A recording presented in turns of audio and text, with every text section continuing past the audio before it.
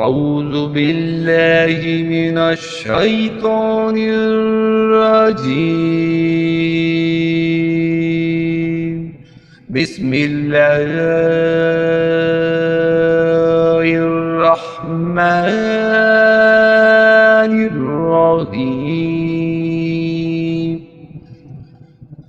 ألف لام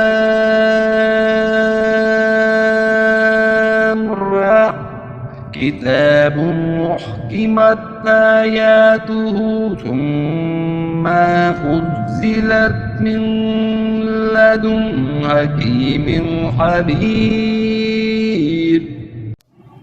अलिफ लाम रा, ये एक ऐसी किताब है कि इसकी आयतें मुहकम की गई हैं, फिर साफ साफ बयान की गई हैं एक हकीम बाहबर की तरफ से।